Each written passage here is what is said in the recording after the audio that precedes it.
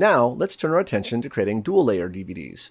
Click the disk icon in the Outline tab to bring up the Disk Inspector properties. Click the Disk Volume tab. In this section, you can specify whether you want a single or dual-layer DVD. The advantage of a dual-layer DVD is that the disk can hold almost twice the data of a single-layer DVD. The downside is, at some point, the DVD player must switch from one layer to the other, creating a temporary pause in playback. The point at which the player switches is called appropriately the layer breakpoint. While this pause cannot be eliminated entirely, it can be minimized using the settings in the inspector. Start by selecting Dual in the Disk Information area. The first thing you can do is set the correct playback direction. There are two settings to choose from: OTP or opposite track path, and PTP or parallel track path. By default, the DVD player reads the DVD from the inside of the disk outward. You can minimize what I call the switch glitch by making sure OTP is selected. When the DVD laser reaches the outer edge of the first layer, layer 0, the laser refocuses and starts reading from the second layer, layer 1, from the outside of the disk inward. By choosing parallel track path, or PTP, you force the DVD laser to pick up and move back to the inside of the disk on a course parallel to the direction of the first layer. The extra time required for this laser repositioning causes a much more noticeable playback glitch. Therefore, you should avoid using this setting. There is also another important consideration.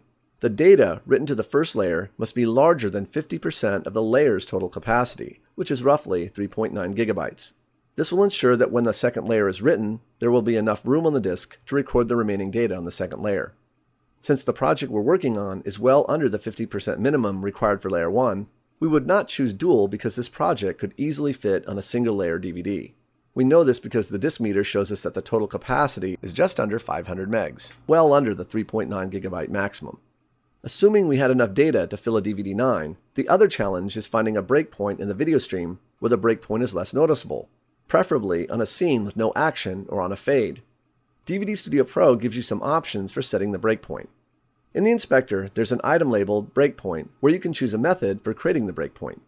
The checkbox labeled Seamless is to be avoided at all costs. Some DVD players support this feature by making the layer change less detectable. However, many players don't support this feature and therefore will stop playback when the breakpoint is reached, so leave this box unchecked. By choosing Automatic, DVD Studio Pro will choose the last marker on the track that fits within the first layer's total capacity and set that marker as the breakpoint during the build and formatting process. If there is more ROM data than video data, DVD Studio Pro will place the breakpoint in the ROM sector of the disk. If a suitable marker is not found, the formatting is canceled and you will need to create and set the breakpoint marker manually.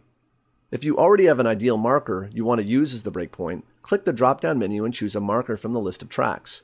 Here, I'm choosing a marker from the converted slideshow track because any pause caused by the player switch will be masked by the fact that the layer break is sitting over a still image. If you select the Avalon Photos track, you can see a tiny dot inside the marker indicating it is now set as the breakpoint. Additionally, you can select another marker or create a new one. Then, in the General tab of the Marker Inspector, place a check mark in the box labeled Dual Layer Breakpoint. The downside to this method is that you are setting the marker somewhat blind. You won't know if you've chosen a suitable marker until the disk is formatted. If you've chosen an inappropriate marker, the formatting is canceled and you'll have to repeat the process of locating a new layer break marker.